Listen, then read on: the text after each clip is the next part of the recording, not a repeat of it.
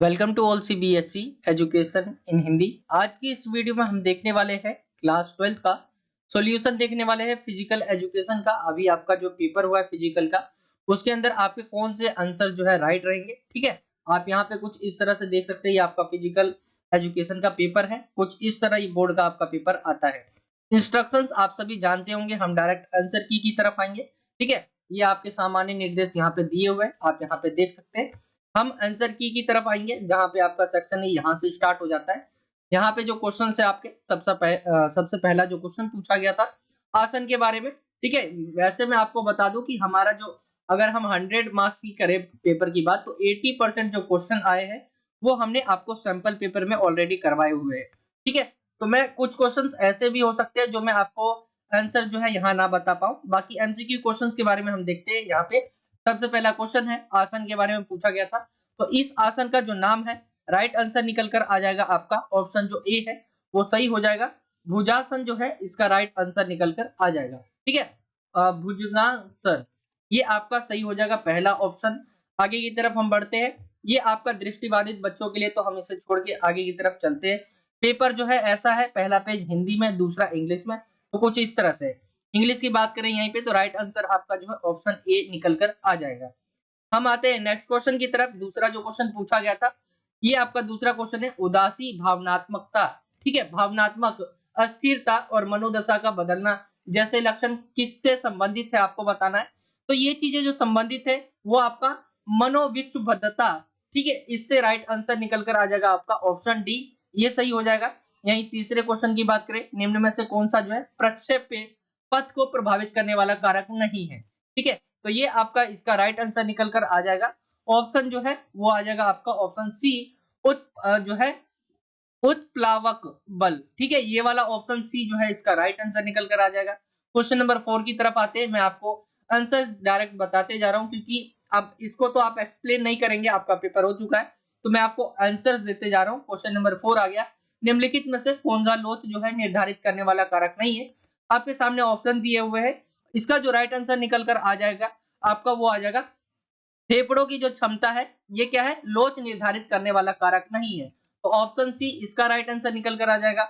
आगे हम आए क्वेश्चन नंबर 5वें की तरफ। फार्टलेट ट्रेनिंग का प्रयोग जो है को विकसित करने के लिए किया जाता है, किसको, आपके सामने ऑप्शन दिए हुए हैं। इसका राइट आंसर निकल कर आ जाएगा आपका कि जो सहन क्षमता होती है उसको हम विकसित करने के लिए इसका यूज करते हैं। ठीक है, इसका प्रयोग करते हैं, तो ऑप्शन ए इसका राइट आंसर निकल कर आ गया हमारा 5वें क्वेश्चन का।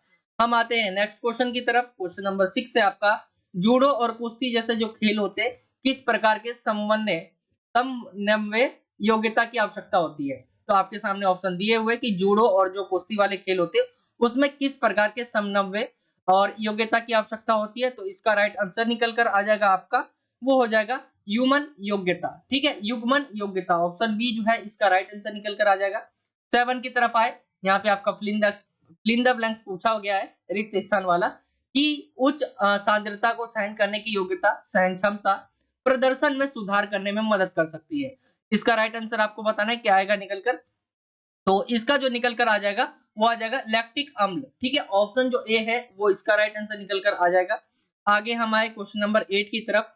पूछा गया था क्वेश्चन, गुरुत्व केंद्र किस वस्तु के जो है की औसत स्थिति होती है। ये आपके सामने ऑप्शन दिए हुए, जो गुरुत्व केंद्र होता है किस वस्तु के की औसत स्थिति होती है। तो राइट आंसर निकल कर आ जाएगा हमारा, वो है भार के। ठीक है, तो यहाँ पे राइट आंसर निकल कर भार आ जाएगा, ऑप्शन ए इसका राइट हो जाएगा। अब इंग्लिश वाले जो बच्चे हैं, कुछ इस तरह से आपका क्वेश्चन दिया हुआ है, आप इसे जो है जरूर मैच कर ले, क्योंकि ऑप्शन सभी के सेम ही है। तो मैं आपको इधर एक्सप्लेन नहीं करूंगा, आप जो है राइट आंसर आप सभी को पता है। जैसे 8 क्वेश्चन हो गया, जैसे मैंने बताया, वेट हो जाएगा इसका। ठीक है, लैक्टिक एसिड हो जाएगा इसका 7वें का। तो मैंने आपको आंसर वही बताया, आप मैच जरूर कर ले। आगे हम आते हैं क्वेश्चन नंबर 9 की तरफ। अभिकथन और कारण से रिलेटेड क्वेश्चन पूछा गया था। इसमें बोला गया था अभिकथन की आक्रामकता मानव व्यवहार का हिस्सा है।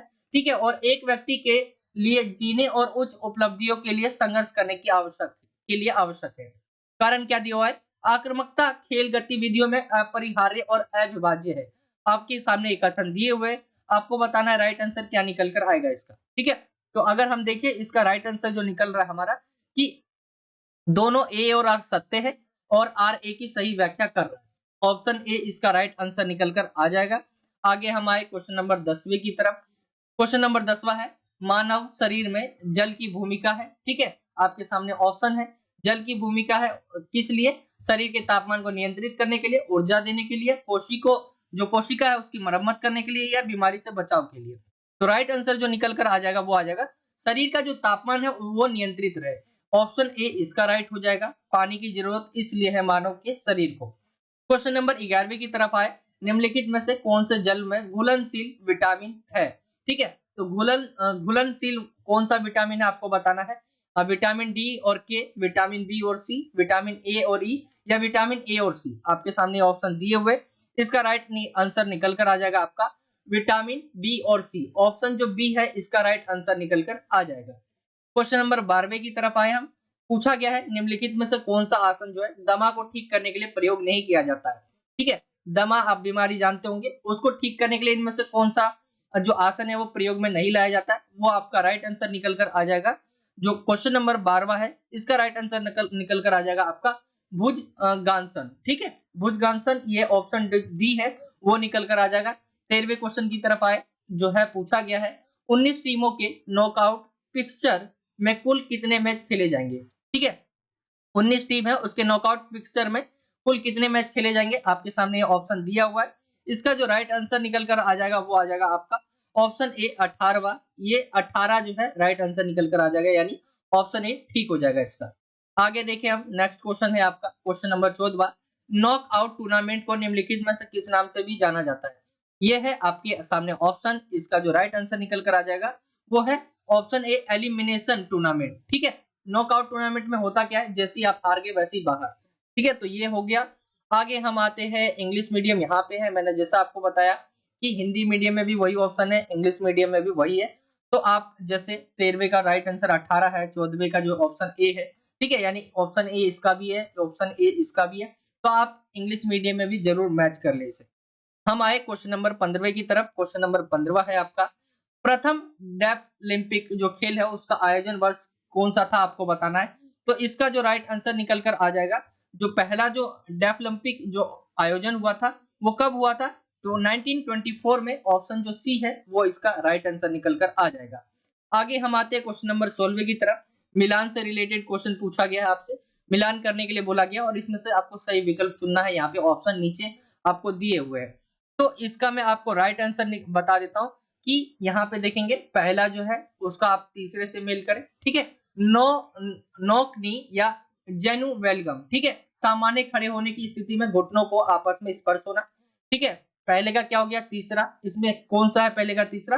तो ए ही हमें दिख रहा है, पहले में ही मिल गया हमें, तो राइट आंसर पहला ही होगा।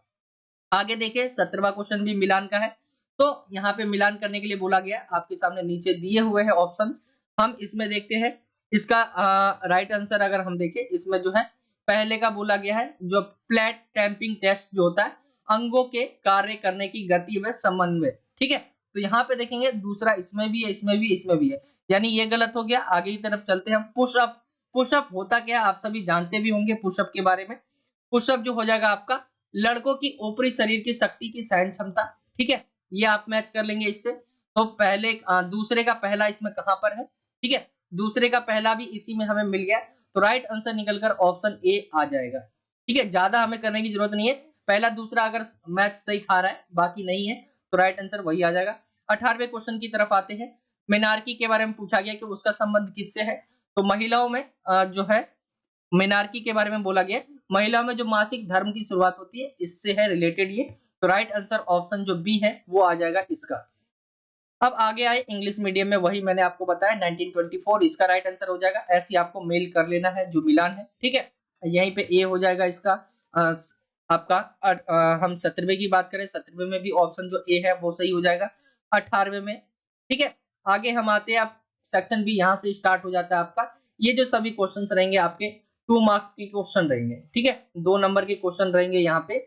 और यहाँ पे जो हम देखेंगे 2 नंबर के क्वेश्चन, इसको मैं आपको कुछ इस तरह से, जैसे क्वेश्चन नंबर 19वां पूछा गया, सहन क्षमता को निर्धारित करने वाले किन्हीं 2 कारकों के बारे में आपको बताना है। क्या है राइट आंसर?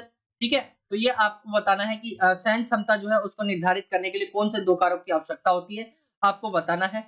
आगे देखिए क्वेश्चन नंबर 20वां है, लक्ष्य निर्धारण से आप क्या समझते हैं? ये सभी क्वेश्चन मैंने आपको करवाए हैं, लेकिन मैं आपको यहाँ पे लेके नहीं बता रहा हूँ, क्योंकि कुछ क्वेश्चंस मैंने आपको कई सारे सैंपल पेपर करवाए, उससे लेने में जो है थोड़ी मतलब आप कह सकते हैं कि वहाँ ढूँढने से अच्छा है कि मैं आपको जो है यहीं पे कुछ क्वेश्चंस के हिंट दे दूँ, ठीक है?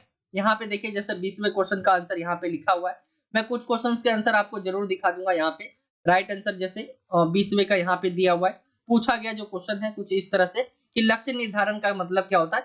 लक्ष्य निर्धारण आप सभी जानते होंगे, किसी एक हम लक्ष्य को निर्धारित कर लेते हैं और उसकी तरफ आगे बढ़ते हैं। जैसे लक्ष्य निर्धारण आपके आदर्श भविष्य के बारे में सोचने और इस भविष्य में अपने दृष्टिकोण को वास्तविकता में बदलने के लिए खुद को प्रेरित करने की एक शक्तिशाली प्रक्रिया है। लक्ष्य निर्धारित करने की प्रक्रिया आपको ये चुनने में मदद करती है कि आप जीवन में कहाँ जाना चाहते हैं। तो ये लक्ष्य निर्धारण के बारे में आपने कई बार सुना होगा कि अपना एक गोल सेट करिए, ठीक है? आगे देखिए क्वेश्चन नंबर 21 है, लोच को परिभाषित करना और इसके प्रकारों की सूची बनानी है। लोच होता क्या है? तो यहाँ पे देखेंगे आप मैं इंग्लिश मीडियम में भी यहाँ बता दूं, इंग्लिश मीडियम में 20 का आंसर यहाँ पे है, आप इसे पढ़ सकते हैं। जैसे गोल के बारे में बोला गया है, goal setting is a powerful process of thinking of your ideal future and motivating yourself to turn your vision of the future into reality. The process of setting goals help you choose where you want to go in life. ठीक है, तो ये आपका हो जाएगा। और question number जो 21 था आपका, पूछा गया था लोच के बारे में। तो लोच के बारे में अगर हम देखें तो यहाँ पे मैंने आपको लोच के बारे में बता रखा है। लोच जो है यहाँ पे शरीर के जोड़ों की गतिविधियों के विस्तार को हम लोच कहते हैं। आप इसे लचक भी कहते हैं। आप लचक बहुत इजीली समझ पाते हैं। आप लचक मतलब आप शरीर में बहुत ज्यादा ढीले छोड़ देते हैं जब, ठीक है, हम अपने शरीर को जो है कई बार मूवमेंट कर पाते हैं, तो लचक है वो। लचक के प्रकार हम देखें तो अक्रिय लचक होता है और सक्रिय लचक, ठीक है। अक्रिय लचक जो होता है वो बाहरी सहायता से शरीर के जोड़ों की गति की योग्यता, ठीक है। अ, हम देखें बाहरी सहायता से शरीर के जो जोड़े होते हैं उसकी योग्यता यहाँ पे आ गई। सक्रिय लचक क्या होता है? बिना किसी बाहरी सहायता के शरीर के स्थिर जोड़ों की गति की योग्यता, गतिशील लचक। ये आपका हो जाएगा लचक के बारे में। इंग्लिश मीडियम में आप यहाँ पे पढ़ सकते हैं फ्लेक्सिबिलिटी, ठीक है, इंग्लिश में कहते हैं इसे। यहाँ पे आप पढ़ सकते हैं जो आपका पैसिव फ्लेक्शन होता है एंड एक्टिव फ्लेक्शन होता है, फ्लेक्शन, तो यहाँ पे बताया हुआ है इंग्लिश मीडियम में। हम क्वेश्चंस आगे की तरफ आते हैं। क्वेश्चन नंबर आपका जो है 22 है, अभीष्ट भंग के किन्हीं 4 प्रकारों के बारे में आपको बताना है। तो हम इधर देखें, इसके जो प्रकार है वो कुछ इस तरह से 4 पूछे गए थे। मैंने आपको यहाँ पे 5 बता रखे, जैसे कच्ची अभीष्ट भंग, ठीक है, बहुखंड अस्थि भंग, ठीक है, अनुप्रस्थ अस्थि भंग, तिरछा अस्थि भंग और पचड़ी अस्थि भंग। ये आपका जो है दिया हुआ है। आप इसे इंग्लिश मीडियम में इनके नाम भी देख सकते हैं और कुछ इस तरह से आप इसका पैटर्न देख सकते हैं चित्र के माध्यम से, कुछ इस तरह से ये दिखता है, ठीक है। आगे हम आते हैं आप क्वेश्चन नंबर 23 की तरफ। पूछा गया है बीएमआई क्या है? एक बालक की बीएमआई की गणना कीजिए जिसका वजन 72 किलो और लंबाई क्या है? 1.68 मीटर है। बीएमआई सबसे पहले आपको बताना है कि बीएमआई होता क्या है। तो बीएमआई से आप क्या समझते हैं? बीएमआई एक सांख्यिकीय मापन है जिसकी गणना के द्वारा हम व्यक्ति के अल्प भार, सामान्य भार और अति भार यानी मोटापा के बारे में हम जान सकते हैं। बीएमआई किस प्रकार निकाला जाता है? तो इस तरह से है, सबसे पहले बटे आप भार कर ले, ठीक है, उसके बटे में आप जो है हाइट इनटू क्या है? ऊंचाई। ऊंचाई जो है आपको ऊंचाई जो रखनी है, ऊंचाई x मीटर में। फिर कुछ इस तरह से इसका जो है दिया हुआ है गणने के बारे में। जैसे यहाँ पे जो क्वेश्चन पूछा गया है 72 किलो, जिसका वजन 72 किलो और लंबाई 168 मीटर है। तो यहाँ पे आप देखेंगे बताया गया है, इसमें आपका जो है वो आंसर नहीं दिया गया है जो आपसे पूछा गया है। जैसे ये हो गया 72 किलो और लंबाई 1.68 मीटर है। यहाँ पे आपको फॉर्मूला दे दिया गया, आपको सॉल्व कर लेना है इसे खुद से। ऐसे इंग्लिश मीडियम में आप देखेंगे यहाँ पे बताया हुआ है बीएमआई होता क्या है, बॉडी मास इंडेक्स, ठीक है, यहाँ पे आप देख सकते हैं, पढ़ सकते हैं इंग्लिश मीडियम में। हम नेक्स्ट क्वेश्चन की तरफ चलेंगे। अब क्वेश्चन नंबर है आपका 24, बृहत और सूक्ष्म पोषक तत्वों के बीच के अंतर के बारे में पूछा गया है 2 नंबर में। तो ये आपका 2 नंबर में लास्ट क्वेश्चन है 24, बृहत और सूक्ष्म पोषक जो तत्व होते हैं उसके बीच अंतर पूछा गया है। तो हम देख ले क्वेश्चन नंबर 24, भोजन के सूक्ष्म पोषक तत्वों का वर्णन करो जो हमारे शरीर के लिए आवश्यक है। मतलब एक तो सूक्ष्म पोषक तत्वों का वर्णन करना है जो हमारे शरीर के लिए आवश्यक है। यहाँ पे बृहत और सूक्ष्म पोषक तत्वों के बारे में पूछा गया है। तो सबसे पहले हम देखते हैं सूक्ष्म के बारे में। यहाँ पे जो बताया गया, भोजन में दो तरह के सूक्ष्म पोषक तत्व है, विटामिन और मिनरल, ठीक है, खनिज पदार्थ जिसे हम कहते हैं। यह कम मात्रा में जो है मात्रा में भोजन में आवश्यक होते हैं, जो शरीर के लिए बहुत ज्यादा जरूरी होते हैं। जैसे vitamin A, B, C, D, ये सारी चीजें लिखा हुआ है, आप यहाँ पढ़ सकते हैं। जैसे विटामिन ए के बारे में लिखा हुआ है कि शरीर की जो वृद्धि और विकास है उसके लिए बहुत ज्यादा जरूरी है, विशेषकर आंखों के लिए। विटामिन बी की बात करें तो इसके अंतर्गत जो है विटामिन बी समूह के 6 विटामिन आते हैं, जो कि सामान्य स्वास्थ्य के लिए अत्यंत आवश्यक होते हैं। विटामिन सी की बात करें, ये शरीर जो है टेंडन और जो है लिगामेंटस की मरम्मत और विकास के लिए जरूरी रहता है। शरीर की जो रोग है प्रतिरोधक क्षमता को ये बढ़ाता है। विटामिन डी की बात करें, ये शरीर की सभी हड्डियां हैं उसको बनाने और उनके वृद्धि को और विकास में सहायता करता है। तो ये हो जाएगा आपका क्वेश्चन नंबर 24। इंग्लिश मीडियम में आप इसे पढ़ सकते हैं, ठीक है। यहाँ पे बताया हुआ है मैक्रो जो है न्यूट्रिएंट्स, यहाँ पे कुछ इस तरह से इसे आप देखें। क्वेश्चन नंबर जो है 24 है, इसका एक तो सूक्ष्म वाला था, सूक्ष्म वाला पार्ट, और एक बृहत हम देखें तो यहाँ पे वो पोषक तत्व जिनकी हमें बड़ी मात्रा में आवश्यकता होती है, जो हमें ऊर्जा प्रदान करते हैं, दूसरे शब्दों में वसा, प्रोटीन और कार्बोहाइड्रेट। इसका इंग्लिश मीडियम आप यहाँ पे देख सकते हैं। आगे हम आए क्वेश्चन नंबर 25 की तरफ।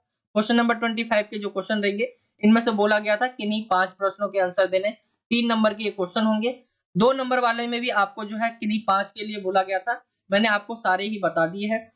लगभग 5 बताए हैं, पहला क्वेश्चन मैंने आपको नहीं बताया, ठीक है। ये आपको खुद से करना है, खुद से बताना है। 5वें की अगर हम 3 नंबर के क्वेश्चन की तरफ आएंगे तो यहाँ पे 25वां क्वेश्चन सबसे पहला है, शारीरिक गतिविधियों में भागीदारी विशेष आवश्यकता वाले बच्चों के लिए लाभदायक है, किन्हीं 6 लाभों का संक्षिप्त वर्णन दीजिए। शारीरिक जो गतिविधियां रहती है उसमें भागीदारी जो है विशेष आवश्यकता वाले बच्चों के लिए लाभदायक है। वैसे आप समझते भी होंगे, जो आपका फिजिकल वर्क होता है, जैसे आप गेम खेलते हैं तो उसमें भी कहीं ना कहीं आपके शरीर को फायदा पहुंचाता है। ऐसी शारीरिक शारीरिक जो गतिविधियां रहती है उसमें विशेष आवश्यकता वाले बच्चे कौन से होते हैं? वो बच्चे जो नॉर्मल बच्चों की तरह नहीं है, जो अपंग आप इसे कह सकते हैं, या शारीरिक रूप से कोई ना कोई कमियां है उनके शरीर में, तो उनके लिए बताया गया उनके क्या क्या लाभ हो जाते हैं। तो यहाँ पे जैसे कई सारे लाभ है, शारीरिक सुधार, मानसिक सुधार, आत्मसम्मान आता है, अच्छा स्वास्थ्य होता है, व्यक्तित्व को जो है बढ़ावा मिलता है, ठीक है। तो ये आप यहाँ पे एक्सप्लेनेशन यहाँ पे देख सकते हैं, शारीरिक सुधार किस तरह आता है, मानसिक, आत्मसम्मान, स्वास्थ्य और व्यक्तित्व के बारे में लिखा हुआ है। यही इंग्लिश मीडियम में भी आप देख सकते हैं, यहाँ पे बेनिफिट्स पूछे गए थे फिजिकल एक्टिविटी के फॉर चिल्ड्रन हु जो है चिल्ड्रन विद स्पेशल नीड्स, ठीक है। तो फिजिकल इंप्रूवमेंट हो गया, मेंटल हो गया, सेल्फ हो गया, सेल्फ रिस्पेक्ट हो गया, गुड हेल्थ हो गया, और जो है इनहेंस पर्सनैलिटी, ये आप यहाँ पे लिख सकते हैं। एक्सप्लेनेशन यहाँ पे आपका इंग्लिश मीडियम में कुछ इस तरह से मिल जाएगा। हम आए क्वेश्चन नंबर 26 की तरफ। पूछा गया है विटामिन डी एवं विटामिन के कार्य को लिखिए और उनके स्रोतों का उल्लेख करना है। तो विटामिन डी और के बारे में पूछा गया है। तो विटामिन डी अगर हम देखें यहाँ पे, विटामिन डी ये शरीर की सभी हड्डियों को बनाने और उनके वृद्धि में जो है सहायक होते हैं। विटामिन डी मुख्यतः देखें तो सूर्य के प्रकाश से हमें मिलता है, दूध, मछली आदि से भी हमें विटामिन डी प्राप्त होता है। विटामिन डी के बारे में यहाँ पे बताया। और यहाँ पे आपका जो पूछा गया क्वेश्चन है, आगे हम देखें विटामिन डी और उसके कार्य लिखने थे और उनके स्रोतों का उल्लेख करना है। तो कुछ इस तरह से विटामिन ए हो गया, इसके बारे में एक्सप्लेन किया हुआ है, विटामिन बी, विटामिन सी, तो कुछ इस तरह से आपकी क्वेश्चन का आंसर हो जाएगा। इंग्लिश मीडियम में आप विटामिन डी के बारे में यहाँ पे पढ़ सकते हैं, ठीक है, ये आपका हो जाएगा। आगे हम आते हैं क्वेश्चन नंबर आप जो है इसके बाद के, जैसे 27 हो गया, 28 हो गया, 29, 30, ये सभी पहले भी मैंने आपको बताए हुए, मतलब जो जय सर है आपके, उन्होंने सैंपल पेपर में करवाया होगा। और रीजन क्या है, वो वीडियो नहीं बना पा रहे, इसका रीजन है कि वहां पे क्या हो रहा है, बहुत ज्यादा शोर हो रहा है, इस वजह से उन्होंने मेरे को बोला कि आप इनका जो है आंसर की जरूर दे दीजिए बच्चों को। तो मैं कोशिश कर रहा हूँ कि आपको, मेरे को उतनी ज्यादा फिजिकल एजुकेशन आती नहीं है, लेकिन यहाँ पे आंसर की देने की बात हुई तो मैं आपको वो बता सकता हूँ, ठीक है। 30 देख ले हम, 27, 28, 29, 30, ठीक है। और आगे के क्वेश्चंस इंग्लिश मीडियम में, जैसे कि मैंने आपको जो जो आंसर बताया आप यहाँ पे देख सकते हैं। तो इंग्लिश मीडियम में भी मैंने आपको आंसर्स बता दिए हैं। यहाँ पे जैसे 31 क्वेश्चन हो गया, 32 हो गया, जो आपके ये आपके कैसे क्वेश्चन थे, ये आपके जो है सेक्शन डी में जो आपसे पूछा गया था, आप इसे केस बेस्ड क्वेश्चन कह सकते हैं, ठीक है। 31वां, 32वां, और अगर हम देखें 32वां इंग्लिश मीडियम में कुछ इस तरह से। 33वां क्वेश्चन ये हमने आपको डिट्टो करवाए थे, आया हुआ है ये पेपर में, आप यहाँ पे देख सकते हैं 33वां क्वेश्चन ये भी आपको करवाया गया। बाकी मैं आपको इनका आंसर अगर आप सारी चीजें मैं आपको बता दूंगा, वीडियो बहुत ज्यादा लंबी हो जाएगी, इसलिए मैं आपको जो चीजें मैं आपको बता सकता हूँ वो चीजें मैं आपको बता देता हूँ। ठीक है, ये आपका हो जाएगा। अगर हम देखें क्वेश्चन नंबर 34 की तरफ आए हम, ये सभी जो है 5-5 नंबर के क्वेश्चन है। यहाँ पे आपका जो बोला गया है कि नहीं 3 प्रश्नों के आंसर देने हैं। तो यहाँ पे आप देखेंगे जो क्वेश्चन है पूछा गया है, जो है उच्च रक्तचाप की रोकथाम के लिए उपयोग किए जाने वाले किन्हीं 4 आसनों के बारे में बताना है। छड़ी आरेख की सहायता से इनमें से किसी एक प्रक्रिया का जो तथा विपरीत संकेतों का वर्णन करना है। उक्त जो रक्तचाप है उसकी रोकथाम के लिए किन्हीं 4 आसनों के बारे में मैं आपको बता देता हूँ। आसन कौन-कौन से होते हैं वो होता है सुखासन, ठीक है, वज्रासन, अर्ध हलासन एंड पूर्वक आसन। ये आपके 4 है जिससे क्या है हम जो उच्च रक्तचाप होता है उसको हम रोक सकते हैं। ये आपका राइट आंसर इसका मैंने बता दिया, बाकी आपको एक्सप्लेन खुद से करना है। 35 की बात करें, रिकली एंड जोन्स फिटनेस परीक्षण के क्या उद्देश्य है? इसकी जो है किन्हीं 2 परीक्षण मदों की प्रक्रिया के विस्तार से वर्णन करना है। तो यहाँ पे हम देखते हैं सबसे पहले रिकली और जोन्स सीनियर सिटीजन जो है फिटनेस टेस्ट ये है, इसके बारे में आप यहाँ पे पढ़ सकते हैं। वरिष्ठ नागरिक फिटनेस टेस्ट हो गया और रिकली और जोन्स द्वारा जो है 60 से 94 जो है विकसित किया गया था।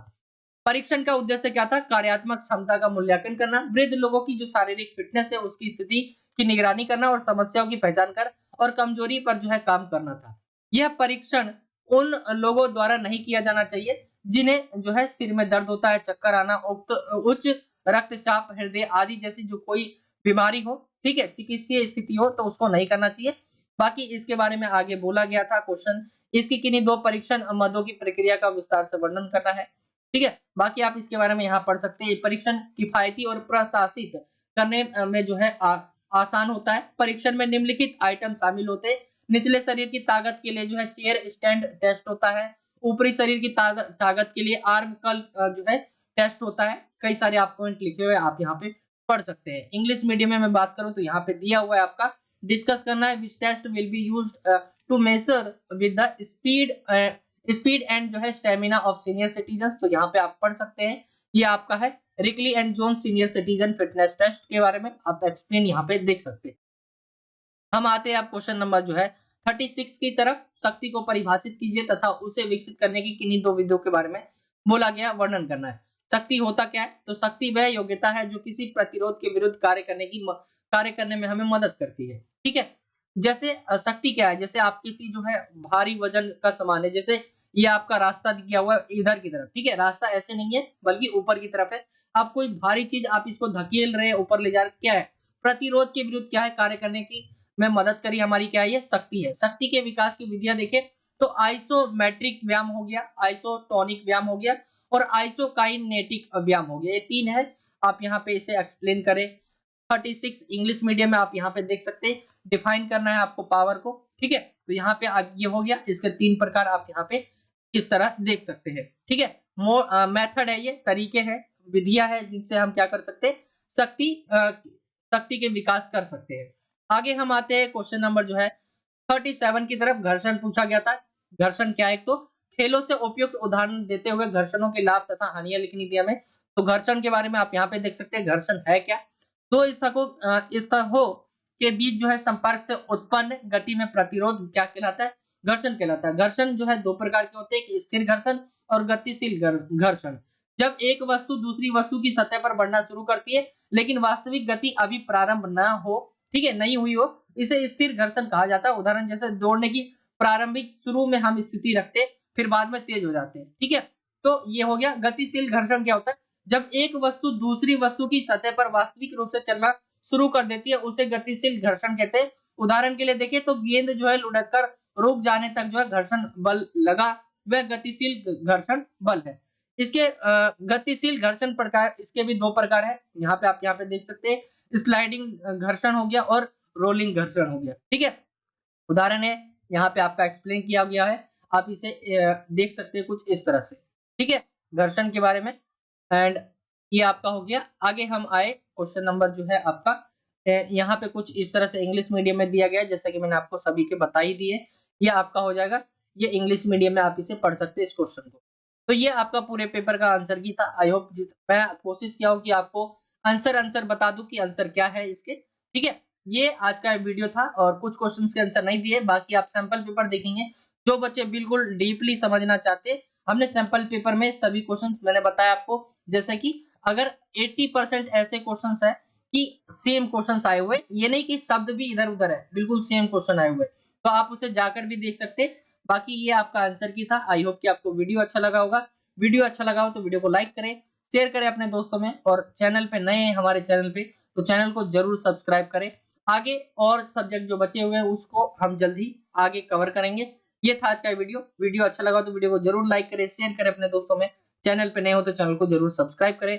मिलता हूँ आपसे अगली और एक्साइटिंग वीडियो में। जब तक के लिए जय हिंद, जय भारत, वंदे मातरम।